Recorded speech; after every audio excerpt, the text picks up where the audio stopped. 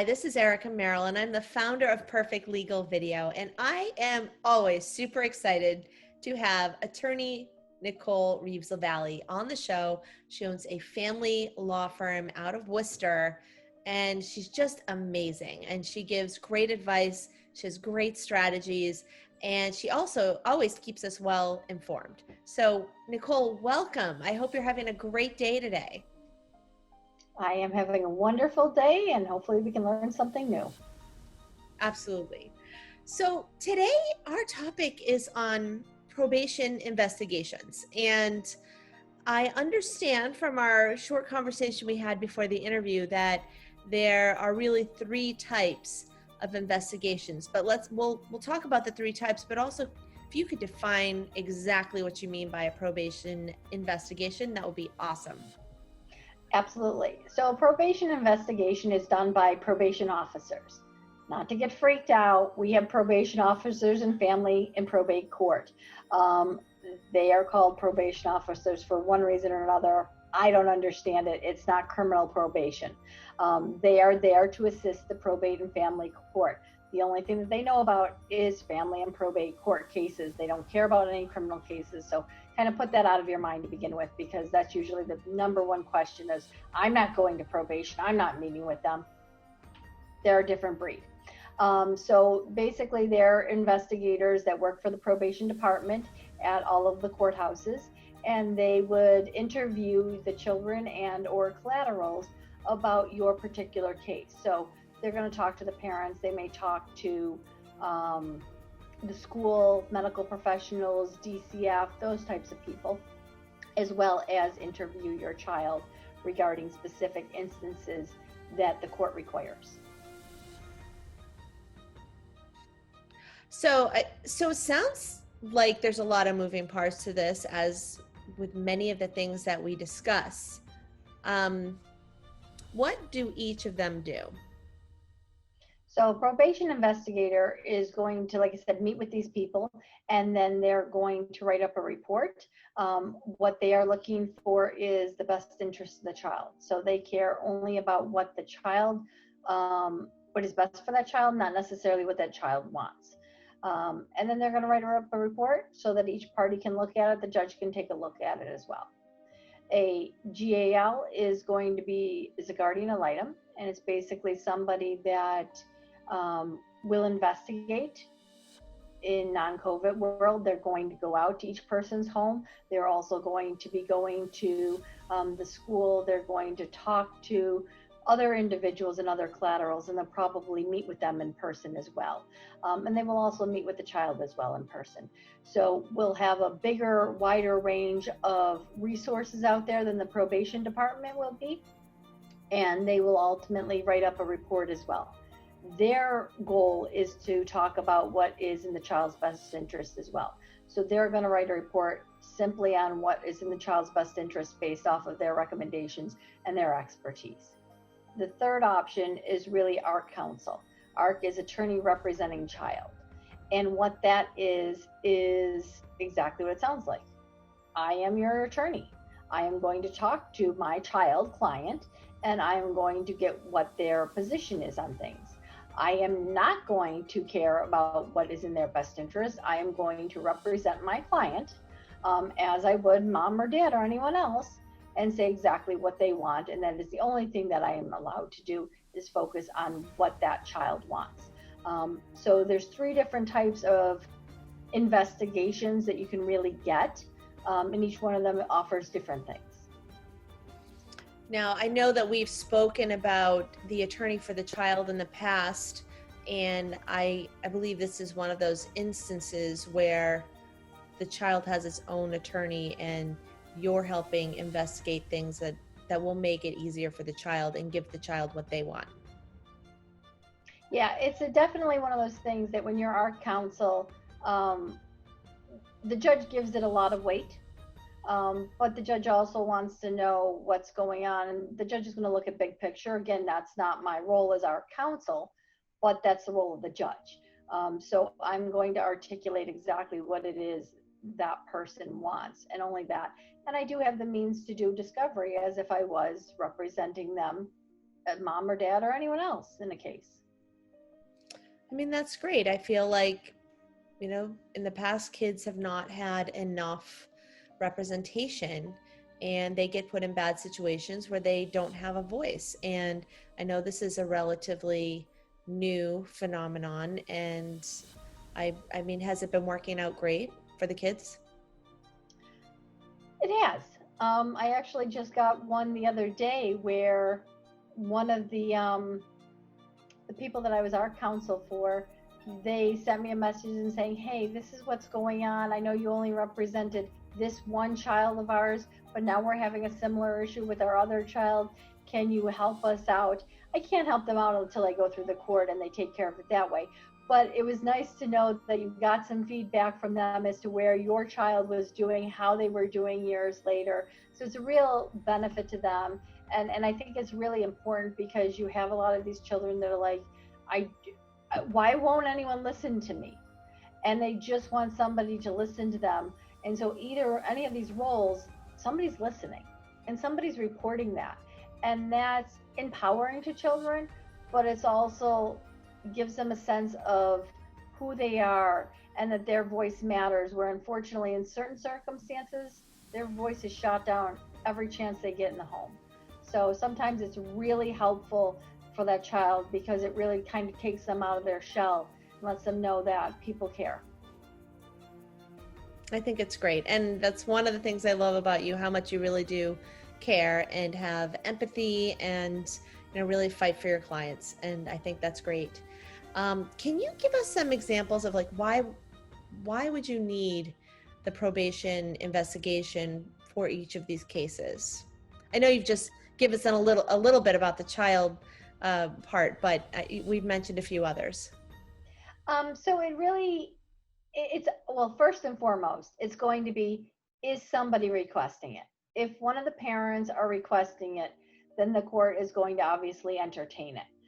The court also can make on their own initiative a sua sponte order that says, I am appointing one of these people to do these investigations as well. So generally it's where we've got mom saying, child does not want to see dad in any way, shape, or form. Child hates dad. And dad's going, what are you talking about? The kid keeps telling me he wants to be over my house all the time. And so you've got huge conflicting stories between the parents. And the judge is kind of scratching his head going, I don't know who to believe. I don't know what's going on. So we kind of need that third party to intervene to give us some insight that we're clearly missing. Sometimes it's just a matter of, I was a custodial parent and then all of a sudden my child didn't want to see me and I don't know what's going on. It's going to be that child probably doesn't want to talk to either parent about it. So again, if we have a kind of a neutral third party that is representing their interests, chances are they're going to be more inclined to want to talk to that person, to kind of say what's going on. Maybe it was a specific instance. Maybe it's just that they're being teenagers and they wanted rebel or something of that nature. So it could be a lot of things. And then you have the other cases where, you're concerned about a parent. There's concerns about abuse. There's concerns about drugs or alcohol or, abuse or things of that nature that we really kind of need to know what's going on in the home. Because again, we have mom saying one thing, dad saying something completely different. There's no police reports. There's no DCF involved. So how do we really get to the bottom? We get to the bottom of that by talking to the one person that's in the house that probably doesn't have at least that much to lose by just telling the truth. Where obviously mom or dad are going to skew it to say, this is what I want to do and this is the reason why I want to do it. Again, they might not be as truthful as the child who's going to say, yeah, this is what I witnessed. So how do you, once you feel as the client that you really want to have one of these probation investigations, how would you obtain that? So again, you're going to have to ask the court to do it. You can do it by way of a motion. So you can do a motion for a probation investigation, motion for a GAL, or motion for ARC, or all of the above and let the judge decide. So you certainly have to present a motion to the judge. Generally speaking, if I'm asking for one, usually I'm going to go to the opposing party and say, hey, do you have any objection to that? So a lot of times we can make it as an assented to motion or non-contested motion, so that obviously the judge is able to easily rule on it. So there's factors that we can look at there, and there's definitely something that we can do and try to prep for before the hearing. But obviously, if one party disagrees and says, I'm not going to do this, then at that point in time, the judge would listen to the evidence and make a ruling as to whether or not it was warranted. So how long do they do an investigation on average? So probation investigation generally is done within 90 days. And again, it's kind of a narrowly tailored group of people that they're talking to. A GAL is going to take probably longer. I would say on average 120 to 150 days. And our counsel, because again, we're only meeting with one particular person 1 or 2 or 3 times, obviously those can be done much faster, and that's probably going to average under 30 days depending on when the next court date is. But that's going to be always, when is the next court date? How many times can I meet with my client before that next court date? I mean, is there an amount of time that it typically takes them to investigate? Like, I know you're saying it takes about 90 days to get one, but how long are they going to investigate these cases? I would say a probation investigator probably spends 3 or 4 hours doing their investigation and then writing up the report. A GAL is probably going to take closer to 10 to 20 hours. And our counsel really depends on the child and how much the child wants to talk. Sometimes I have children that want to tell me everything in 15 minutes and now they're done and they don't really have anything else to say. And then I have other children that want to tell me everything in gory detail. So I would say that our counsel is kind of a different breed. You could be looking at 1 to 5 hours depending on how much your child wants to talk. So then is it typically an hourly rate? No. So probation investigations are free. They're done through the probate court, so there is no cost associated with that. A GAL will charge on the hourly rate, so they will tell you in advance what the hourly rate is, and they will also tell you how much money is needed in a retainer, just the same way as you're going to be paying your attorneys. And our counsel is also free, so our counsel is strictly pro bono for the attorneys doing the work. I mean, that sounds, fantastic. That if you need something like that, you don't have to worry about completely emptying out your bank account, or you can get the help that you need even if you can't afford it. Not only can you get the help, but also your child can get the help. And that's kind of paramount that unfortunately sometimes people overlook. So once they have the information, how is that information conveyed to the courts and to the attorneys and to the people that were requesting these investigations?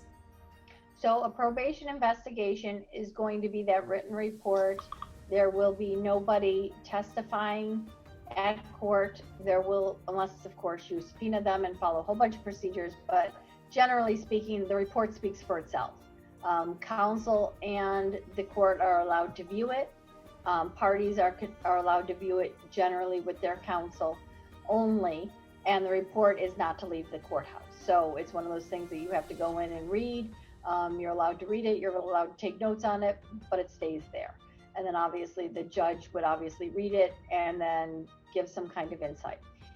In a GAL report, similar in nature, is you're going to get a report. It's going to be 3 times the length of a probation report because again, you're paying for that. With the GAL report, it's going to be 3 times in length, but again, it's going to be a written report that's going to be submitted to the courts. Again, the parties and counsel are allowed to look at it. Counsel will be able to have it in their possession, unlike the probation report, and obviously the judge can also take a look at it. In our counsel situation, the only thing that would be submitted to the court would be any documentation, any pleadings that you would normally submit as plaintiff or defendant's counsel. So if I wanted to do a pretrial memorandum or proposed orders, or I wanted to file a motion to quash or eliminate or whatever the case may be, those are what I would be submitting to the court. Other than that, the way that our counsel communicates would be by way of testimony. I'm sorry, would not be by way of testimony, would be by way of oral argument at any of the hearings. So our counsel is going to be able to represent their child's interest, again, same way mom and dad would. In a GAL, you can have the GAL testify at a trial. What happens if you don't agree with the results of the reports? At the end of the day, the judge is going to give a lot of weight to each one of these things. Again, different standards, but overall the judge is going to look at all of that and weigh it, and the judge is really going to encourage the parties to try to resolve their issues based on what these individuals said. So it's really something that, not that you have any ability to sway any of these people, but you really got to listen to it. You really got to kind of take it to heart, and maybe the best time to push forward is it now, if that's not what the report says or not what the information is being conveyed. So they are going to give a lot of weight to it, but at the end of the day, you do have remedies. You can go to trial. You can try to resolve it by other means. You can have further meetings. Maybe it's just one thing that's really bad right now because, say, for example, we're remote learning, but in the second quarter, we're not going to be remote learning, and that's going to change everything. Well, maybe we'd want to push the case off to see what that second quarter looks like, to see if that's going to change the dynamics of everything. And sometimes it doesn't, sometimes it doesn't. So it really kind of depends on what the circumstances is, but your right is always to go to trial.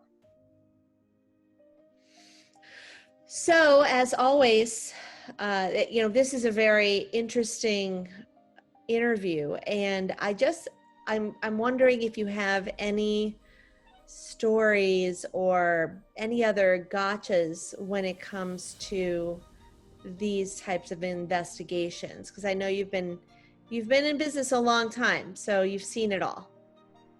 Well, I think the biggest thing is, again, if you're doing a probation investigation, if you have a GAL on your case, don't try to forge documents, don't try to edit things, don't try to skew them your way. It's amazing how those things just keep coming back to bite people. And it's something simple like, I'm going to show the GAL this response to my inquiry about changing dates. Okay, that's great. Except you forgot to say that there's more to that thread, and now the other party is making you look like a liar. So it's really important to be forthcoming, not to try to sway somebody. This is their job. They know how to do their job very well. They're trained for this. So to think that you're going to be able to pull something off on them, it's not going to happen. And all that's going to end up doing is hurting your case with the judge, hurting your case with veracity. So when you do go to trial, the judge is going to be more inclined to go, I don't believe you. So those are factors to be considered. Obviously, be responsive. If somebody's calling you up, don't wait 3 weeks to respond to them. That's going to reflect. That's going to show up in a report. Is these people are not being responsive. They're not helping this case. They don't really care. When you get correspondence from somebody, and as our counsel, I write to both parties and say, hey, I'd like to meet with my client during each of your parenting times. So when I kind of get a sense that one parent who wants custody can't even bother to call my office to schedule an appointment, are they really looking to have custody? Or are they doing this for alternative reasons? So again, what you do and what you say is going to be impactful. Think about what you do and what you say before you do it, because there's going to be consequences to it. So again, I think it's just a matter of being a decent human being, following the rules, and being honest, because all of that stuff, if you're not, is going to come back to hurt you. Well, that is sage advice as usual, and you are always the calm voice in the room, bringing sanity back to the situation. So I appreciate you and your advice. that you have for everyone out there listening. And I want to thank you again for spending this time with us on a Friday afternoon. We're looking forward to hearing what you have to say next week. Thank you. You're welcome.